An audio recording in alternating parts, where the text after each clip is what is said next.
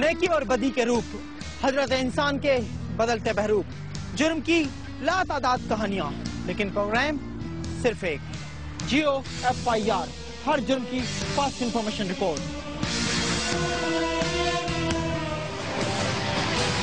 साल 2013 तो अपने इख्तिताम पर है ही, लेकिन साल 2012 से मुतालिक ट्रांसपेरेंसी इंटरनेशनल की एक बड़ी दिलचस्प रिपोर्ट है। रिपोर्ट में कहा गया है कि दुनिया भर में एजुकेशन सेक्टर में हर 5 में से एक शख्स ने रिश्वत देकर अपना काम कराया, यानी 20% अफराद रिश्वत देकर भर्ती हुए या फिर उन्होंने कोई और नाजायज फायदा उठाया। और गरीब ममालिक में तो ये शरह इससे भी ज्यादा है, हर 3 में से एक शख्स ने रिश्वत दी है। और इसी मुस्तनद इदारे की रिपोर्ट में मजीद ये भी कहा गया है कि पाकिस्तान में जहां हर साल 50 लाख बच्चे प्राइमरी स्कूल नहीं जाते, वहां सिर्फ सूबा सिंध में 7,000 घोस्ट स्कूल हैं। और साल 2012 में 8,000 कागजी स्कूलों को वफाकी तालीमी प्रोग्राम के फंड से नवाजा गया। और कहानी यहीं खत्म नहीं होती। नेशनल करप्शन पर एक सर्वे बताता है कि मुल्क में चौथा सबसे ज्यादा करप्ट शोबा तालीम का है, जहां भर्तियों और जाली डिग्रियों के नाम पर मनपसंद अफराद को नवाजा जा रहा है। और जिस हम्माम में सभी नंगे हों, वहां एक मजलूम और काबिल तालबा की कहानी कौन सुनेगा। एक ऐसी तालबा जो महकमा तालीम में होने वाली मुबैना करप्शन का शिकार हुई। उसका कहना है कि शानदार तालीमी रिकॉर्ड और टेस्ट में सबसे ज्यादा नंबर होने के बावजूद उसे नौकरी नहीं दी गई। कहाँ? एक तालीमी इदारे में। और ऐसा क्यों हुआ ये आप खूब जानते हैं।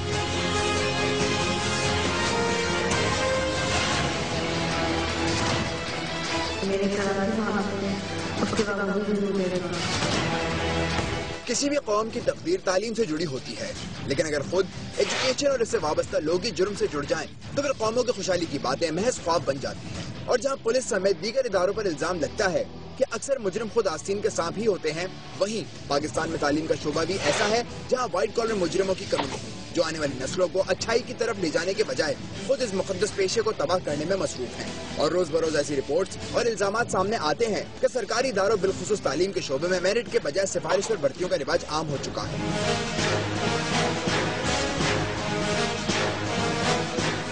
हैदराबाद से ताल्लुक रखने वाली सबीन नईम की कहानी भी इन्हीं दास्तानों में से एक है, जहां अक्सर नौकरियां करप्शन की नजर हो जाती हैं। सिंध यूनिवर्सिटी जामशोरो ने जब 2009 में लेक्चरार की 2 असामियों के लिए इश्तिहार दिया तो सबीन की खुशियों का कोई ठिकाना ना था, क्योंकि तालीम मुकम्मल करने के बाद उसे इसी लम्हे का इंतजार था और उसे ये भी यकीन था कि तालीम आम करने और नौकरी मिलने की ख्वाहिश अब पूरी होने वाली है। ताहम उसका इंतजार उस वक्त मजीद तवील हो गया जब 4 साल तक टेस्ट का इनेकाद ही नहीं हुआ। अलबत्ता खुदा करके 2013 में वो दिन आ ही गया जब उसे तहरीरी इम्तिहान के लिए बुलाया गया।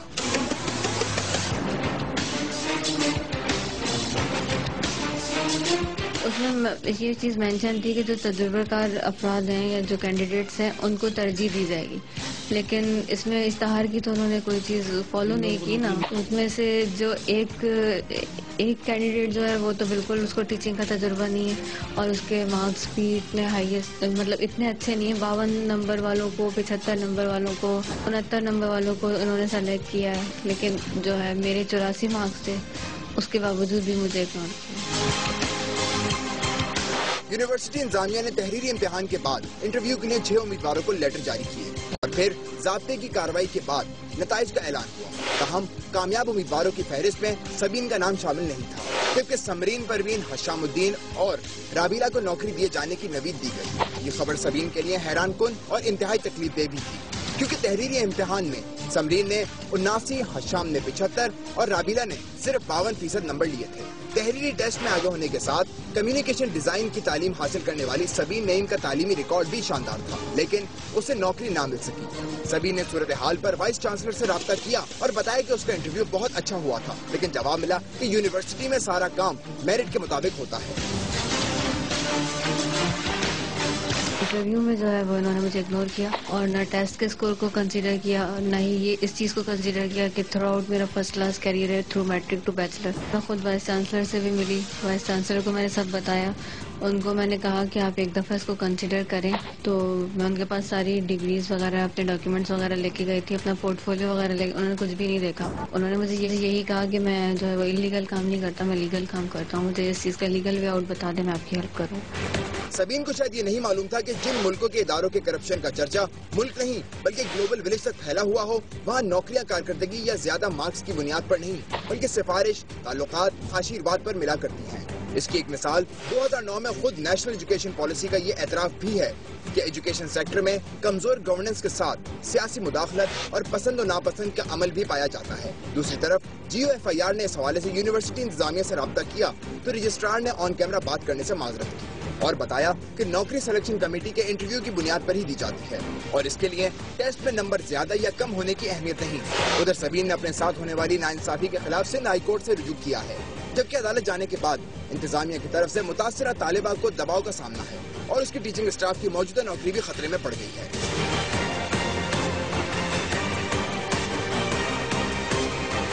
تعلیم ایک ایسا شعبہ ہے جس میں کرپشن کا کوئی تصور بھی نہیں کیا جا سکتا۔ تاہم زمینی حقائق کو دیکھتے ہوئے اس بات کی ضرورت بڑھ گئی ہے کہ اس شعبے میں موجودہ کالی بھیڑوں اور وائٹ کالر کرمنلز کو قانون کی گرفت میں لایا جائے۔ GOFIR کے لیے کیمرامین قاضی شکیل کے ساتھ انور کمال، حیدرآباد۔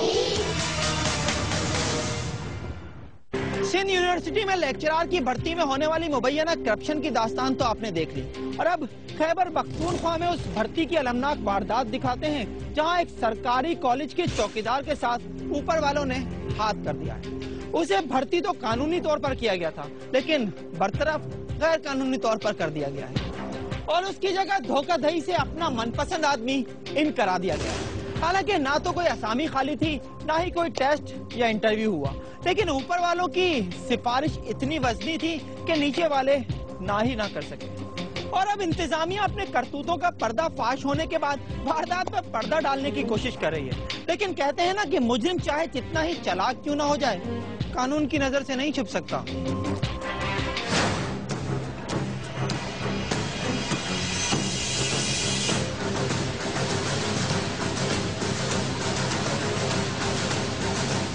سفارش اور رشوت ایک ایسا جرم ہے جس کا انجام ہمیشہ سے ہی تباہی اور نقصان کی صورت میں سامنے آتا ہے، اور اس جرم کے مرتکب نااہل افراد جہاں وقتی فائدہ اٹھاتے ہیں وہیں حقدار اور اہل لوگوں کو ان کے حق سے محروم کرنے کے ساتھ اداروں کو بھی ڈبوتے ہیں، اور یہی وجہ نظر آتی ہے کہ ملک کی سرزمین اہل لوگوں کے لیے تنگ اور نااہلوں کے لیے کشادہ ہوتی دکھائی دیتی ہے، جبکہ ایک طرف جہاں محکمہ پولیس سمیت بیوروکریسی سے لے کر تعلیم کے شعبے تک میرٹ پر ملازمتیں دینے کا رجحان کم ہو گیا ہے، وہیں سرکاری اداروں کا حال یہ ہے کہ چوکیدار کی نوکری بھی من پسند افراد کو بانٹی جاتی ہے۔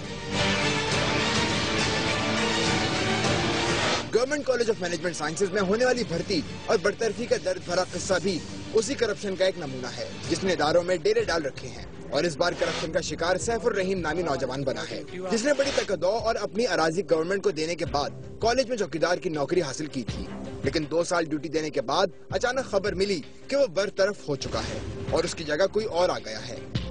لکه ما خیر ډېر تنخوا نه اخیستې، 14 میاشتې ما خپلې تنخوا نه اخیستې، اوس 2 میاشته ما نه پرنسپل تنخوا بند کړې دی، یو جعلي درخواست یې ځان لیکلی دی، ما له سینې ورباندې کړی دی او بل کس پیسې ورکړي که هر چا له ما باندې راوستلی دی او ما سره ښې پسلیپ چیک بک هر یو شی ما سره خپل سره دي، ما بیا مې خپلې تنخوا نه اخیستې۔ رحیم کی کہانی جہاں دوسری وارداتوں سے الگ ہے وہیں اس کے ساتھ انتہائی باریک کام کیا گیا۔ رحیم جائز طریقے سے اپوائنٹمنٹ لیٹر ملنے کے بعد ہی کالج میں بھرتی ہوا اور اسے 16 ماہ تک تنخواہ بھی ملتی رہی، تاہم اسی دوران کالج کے پرنسپل نے مبینہ طور پر اس کے نام کی جعلی رخصت کی درخواست لکھی اور رحیم سے سادہ کاغذ پر دستخط کرا کے 6 ماہ کی چھٹی لے لی۔ حالانکہ رحیم ان 6 ماہ تک کالج میں ڈیوٹی بھی دیتا رہا اور اسے خبر بھی نہیں ہوئی کہ وہ چھٹی پر ہے، جبکہ اسی دوران ایک اور شخص اول میر نے بھی کالج میں بطور پیون ڈیوٹی دینا شروع کی اور رحیم کو بتایا گیا کہ نئے شخص کی اپوائنٹمنٹ بھی نہیں ہے۔ اوس کې دا کوم عارف نمیږي پرنسپل دا اوس کې د یو پراټي مازه ته جوړ ک چې یو جلی کاسي راوسته څه کوونه تاسو خو خو کاغی نو د موجوده حکومت مدافع کوم څه مهرباني وشي سلام زه ډیوټي د پخپل ځای باندې بحال شي او د مازه د غیبان کړی د تنخواه۔ مسلسل کئی ماہ تنخواہ نہ ملنے پر رحیم کے ہوش ٹھکانے آ گئے اور اس نے انصاف کے لیے مقامی MPA سے رابطہ کیا جس نے متعلقہ حکام کو تحریری لیٹر جاری کیا کہ غیر قانونی برطرفی کو روکا جائے، تاہم اس کا حکام پر کوئی اثر نہ پڑا، جبکہ اس دوران کالج پرنسپل نے رحیم سے رابطہ کیا اور کہا کہ آدھی تنخواہ لو اور اپنا منہ بند رکھو، مگر اس نے پرنسپل کی غیر قانونی فرمائش ماننے سے انکار کر دیا۔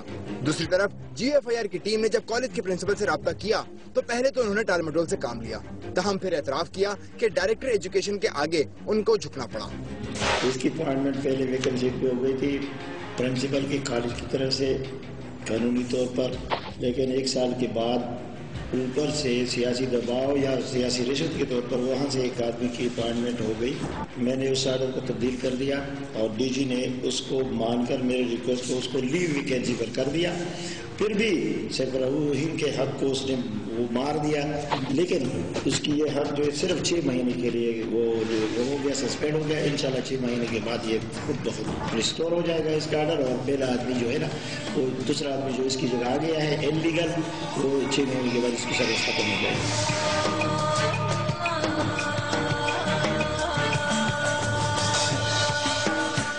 کرپشن کی اس واردات میں جہاں کالج پرنسپل نے تسلیم کیا کہ نئی تعیناتی غیر قانونی ہے، وہیں ایک معمولی نوکری کے لیے ہونے والی کرپشن اس بات کی نشاندہی کرتی ہے کہ اہم عہدوں پر تعینات لوگ کس طرح اداروں کی تباہی کا سبب بن رہے ہیں. GFIR کے لیے کیمرہ ٹیم کے ساتھ صالح الدین، ہنگو.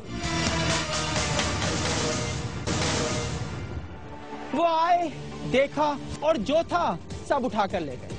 یہ فلمی طرز کا ایکشن کسی فلمی ہیرو کا نہیں بلکہ کراچی کے سرکاری تعلیمی اداروں میں پیش آنے والا اصلی واقعہ ہے.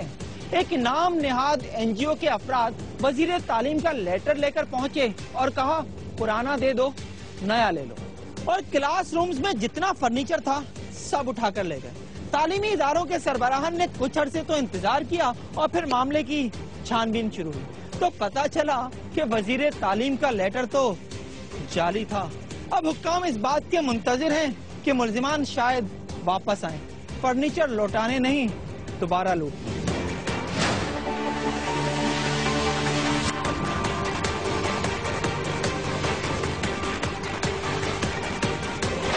ہمارا کلچر کچھ ایسا ہے کہ جب کوئی شخص دولت، شہرت اور عہدے کے لحاظ سے اونچے مقام حاصل کر لے تو پھر قانون قاعدے سے اونچی اور دوسروں کے لیے ایک ایسی چیز بن جاتا ہے جسے چیلنج کرنے کا مطلب مسائل اور پریشانیوں کو دعوت دینا ہوتا ہے.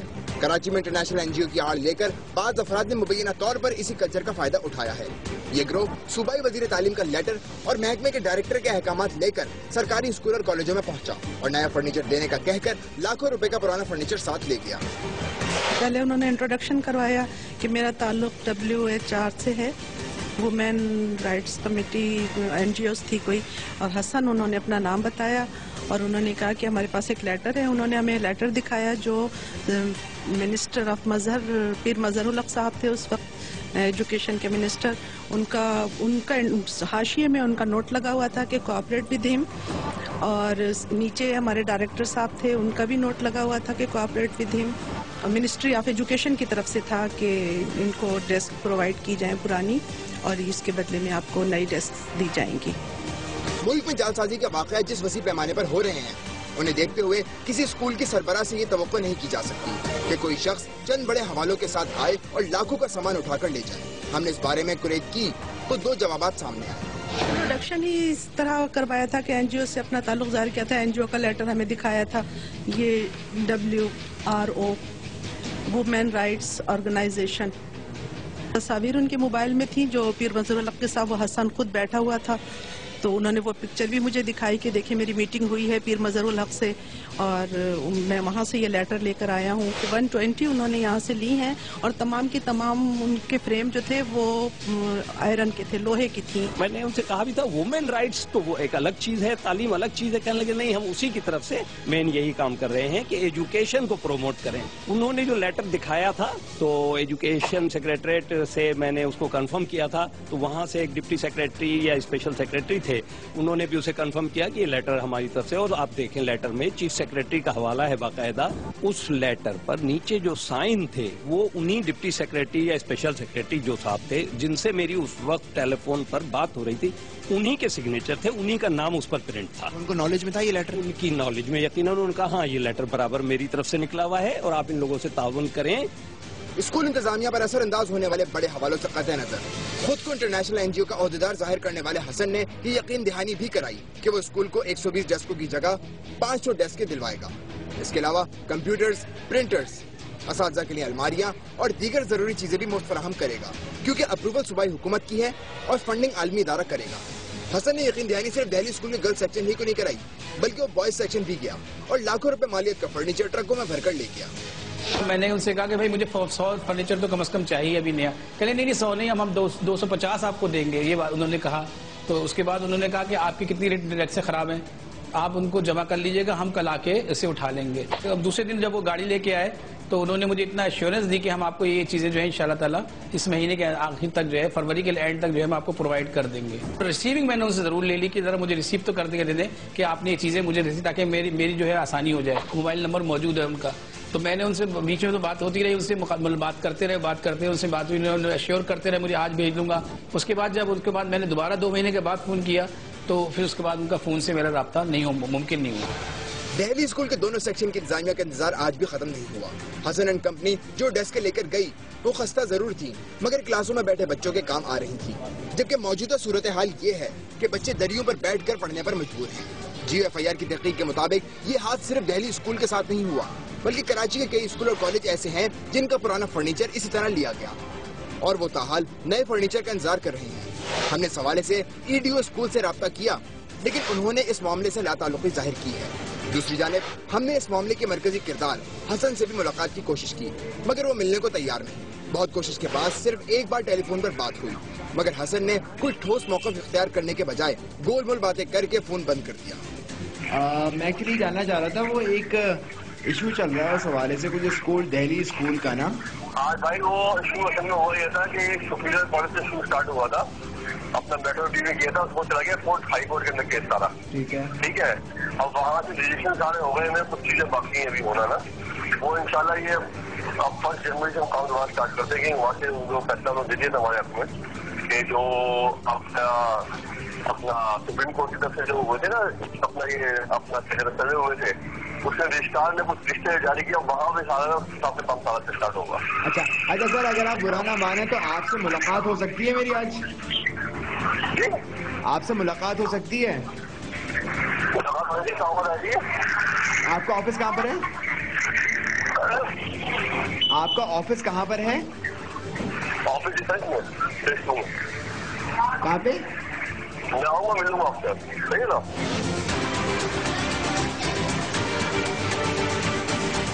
اس واقعے کے حوالے سے معلومات کرنے کی کوشش کی گئی تو ان کے مطابق یہ جو اس کے اوپر ہائی کورٹ کی جانب سے اسٹے لگ گیا ہے, اس وجہ سے ساری بینچز یا ڈیسک جو ہیں وہ اسکولز کو پرووائڈ نہیں کی جا رہی. اس اسکول کی پرنسپل نے منسٹری کو اس حوالے سے کمپلین لانچ کی تھی, سارے کے سارے لیٹرز منسٹری کو بھجوا دیے گئے تھے. ہم اس کے باوجود بھی ابھی تک کوئی بھی یہاں پر منسٹری کا نمائندہ یا کوئی بھی ایسی ٹیم نہیں آئی جو کہ اس حوالے سے مزید تحقیقات کرے یا اس کیس کو آگے پرسو کرے.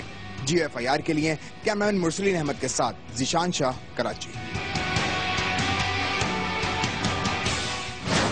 جرم ہوتے رہیں گے اور آپ تک پہنچے گی ہر جرم کی فرسٹ انفارمیشن رپورٹ صرف GFIR میں. جاننا چاہتے ہیں کہاں کیا جرم ہوا ہے تو دیکھتے رہیے GFIR.